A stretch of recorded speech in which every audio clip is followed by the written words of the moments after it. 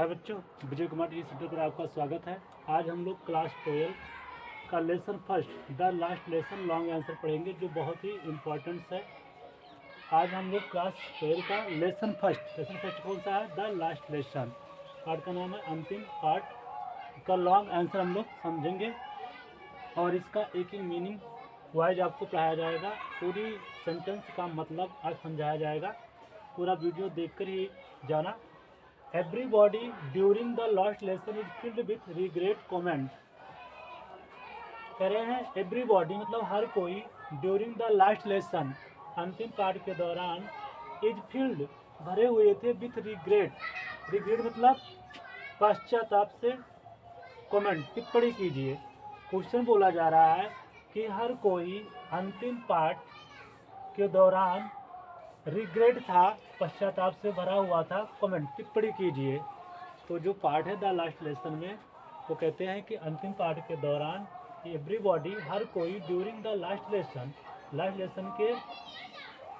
के दौरान हर कोई is filled with regret. Is filled मतलब भरा हुआ था, रिग्रेट मतलब पश्चाताप से कमेंट कीजिए। क्या कीजिए? कमेंट कीजिए। ये बहुत ही महत्वपूर्ण क्वेश्चन है। तो आइए हम लोग समझते हैं इसका answer yes M Hamel is filled with regret. तो यहाँ पर देखिएगा इस पाठ में 3 लोग पश्चाताप कर रहे हैं। पहले यन हेमल जो कि टीचर हैं और वो किस तरह का पश्चाताप कर रहे हैं। दूसरा इसमें फ्रेंच जो लड़का है वो भी पश्चाताप कर रहा है। कैसा पश्चाताप कर रहा है, किस प्रकार का, उसके बारे में देखेंगे। और ब्लेजर्स गांव वाले भी पश्चाताप कर रहे हैं, उनको हम लोग समझेंगे। तो आइए हम लोग समझते हैं। उन्हें समझ में आ गया होगा। Every body during the last lesson, every body मतलब हर कोई ड्यूरिंग द लास्ट लेसन अंतिम पाठ के समय इज फील्ड भरा हुआ था विथ रिग्रेट पश्चाताप से कमेंट टिप्पणी कीजिए। आंसर है यस, हाँ। M Hamel is field with regret. यम हेमल जो टीचर थे, यम हेमल इज फील्ड भरे हुए थे विथ रिग्रेट, किससे? पश्चाताप से। बिकॉज क्योंकि ही had not taken interest in teaching French. Because क्योंकि ही हैड नॉट उसने, हैड नॉट नहीं, टेकन लिया था, इंटरेस्ट मतलब रुचि। क्या होता है बच्चों? रुचि। इंटरेस्ट मतलब क्या होता है? रुचि। क्या होता है? रुचि। इंटरेस्ट मतलब रुचि। इन टीचिंग मतलब पढ़ाने में। क्या पढ़ाने में? फ्रेंच भाषा में को पढ़ाने में। तो हाँ, यम हेमल रिग्रेट पश्चाताप से भरे हुए थे। बिकॉज क्योंकि ही हैड नॉट टेकन इंटरेस्ट उसने इंटरेस्ट नहीं लिया था, रुचि नहीं लिया था इन टीचिंग फ्रेंच। क्या पढ़ाने में? फ्रेंच भाषा पढ़ाने में। He often sent student to watering the plants. He मतलब वाह कौन किसके लिए आया है? यम हेमल के लिए, टीचर के लिए। ऑफ्टन प्राय, ऑफ्टन मतलब बच्चों प्राय, सेंट मतलब भेज देते थे, स्टूडेंट्स मतलब विद्यार्थियों को, टू वाटरिंग मतलब सिंचाई करने के लिए, द प्लांट मतलब पौधों को, वो प्राय विद्यार्थियों को सिंचाई करने के लिए भेज देते थे। ही मतलब वो, आफ्टर मतलब प्राय, सेंट मतलब भेज देते थे, स्टूडेंट मतलब विद्यार्थियों को, टू वाटरिंग मतलब सिंचाई के लिए, द प्लांट मतलब पौधों को, वो विद्यार्थियों को प्राय सिंचाई करने के लिए भेज देते थे। He gave them holiday. He gave them holiday, वह उन्हें हॉलीडे कर देते। हॉलीडे मतलब छुट्टी। क्या कर देते थे? छुट्टी। गेव देम हॉलीडे, ये मतलब वो, गेव देम उन्हें देते थे, हॉलीडे मतलब छुट्टी। व्हेन मतलब जब, ही मतलब वो, डिड नॉट मतलब नहीं, वाट मतलब चाहते थे, टीच मतलब पढ़ाना। वह उन्हें छुट्टी दे देते थे जब वो पढ़ाना नहीं चाहते थे। ही गेव देम हॉलीडे, वो उनको छुट्टी देते थे। किसको देते थे? देम किस लिए आया? स्टूडेंट्स के लिए। मतलब वो उनको छुट्टी दे देते थे। When he did not want, when मतलब जब, ही डिड नॉट मतलब वो, डिड नॉट मतलब नहीं, वांट मतलब चाहते थे, टू टीच मतलब पढ़ाना, जब वो पढ़ाना नहीं चाहते थे। तो ये तो हुआ उनका पश्चाताप, किसका? एम हेमल का। दूसरा पश्चाताप कौन कर रहा? फ्रेंच रिग्रेटेड पश्चाताप करता है that he had not been learning his lesson. French पश्चाताप करता है दैट की, ही हैड नॉट कि उसने, बीन लर्निंग हिज लेसन कि उसने अपना पाठ नहीं सीखा। तो फ्रेंच पश्चाताप करता है कि उसने अपना पाठ नहीं सीखा। Not been learning his lesson, learning मतलब सीखा, लेसन मतलब पाठ। He went out of school. He went, he माने वो, वेंट मतलब चाहता था, आउट मीन्स बाहर, ऑफ स्कूल मतलब स्कूल के लिए, फॉर एंजॉइंग मतलब आनंद लेने के लिए। तो वो स्कूल से बाहर चला जाता था आनंद लेने के लिए। ही आल्सो रिग्रेटेड, ही वह मतलब फ्रेंच के लिए आया है, आल्सो रिग्रेटेड भी, आल्सो मतलब भी रिग्रेटेड मतलब पश्चाताप करता था, that Hamel was going away कि जो कि यम हेमल है was going away, going away मतलब दूर जा रहे हैं। तो वह पश्चाताप करता है कि यम हेमल दूर जा रहे हैं। That he would never see him again, और ही वुड नेवर, वो नेवर मतलब कभी नहीं, सी मतलब देखना, ही मतलब उसे अगेन मतलब दोबारा, तो उन्हें दोबारा नहीं देख पाएगा। तो फ्रेंच क्या करता है पश्चाताप, French regretted that he had not been learning his lesson, French regretted पश्चाताप करता है कि उसे अपना पाठ नहीं लर्न किया सीखा। He went out of school for enjoying, वो स्कूल से बाहर चला जाता था एंजॉय करने के लिए। ही आल्सो रिग्रेटेड, वो ये भी पश्चाताप करता है कि that Hamel was going away, कि M Hamel was going away, M Hamel going away दूर जा रहे हैं। That he would never see him again, उससे दोबारा नहीं देख पाएगा। द विलेजर्स, अगला पश्चाताप को कहते हैं गाँव वाले। द विलेजर्स, गाँव वाले रिग्रेटेड पश्चाताप करते हैं that they did not learn, कि उसने नहीं सीखा, नहीं लर्न किया, सीखा टू रीड पढ़ना। When it was possible, when मतलब जब, इट मतलब ये, वाज मतलब था, पॉसिबल मतलब संभव, जब ये संभव था।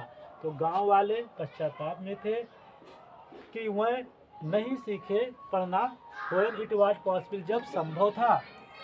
So they came in the school for the last lesson, so इसलिए दे केम वह लोग आए, इन द स्कूल का स्कूल में, फॉर द लास्ट लेसन अंतिम पाठ के लिए।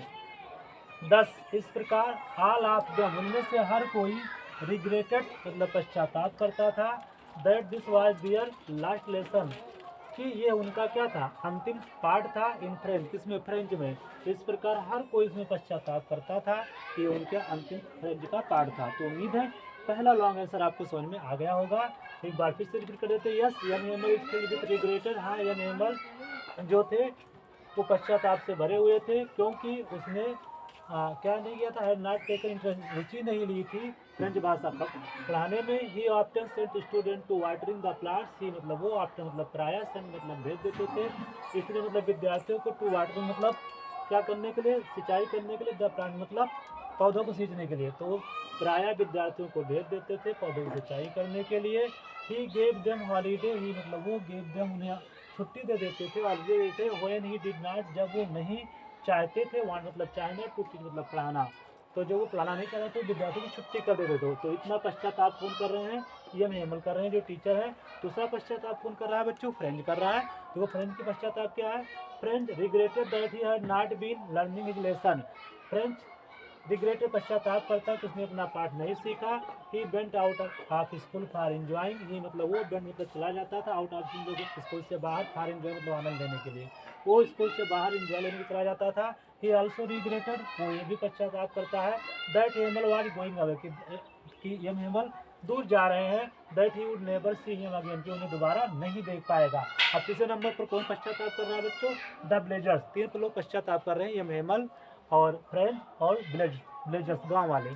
द ब्लेजर्स रिग्रेटेड, ब्लेजर मतलब गाँव वाले, मतलब क्या करते हैं पश्चाताप करते हैं, that they did not learn to read, कि उसने पढ़ना नहीं सीखा, व्हेन इट वाज पॉसिबल जब ये संभव था, जब मतलब पढ़ने का समय था तो उन लोगों ने नहीं सीखा, लोग पश्चाताप कर रहे थे।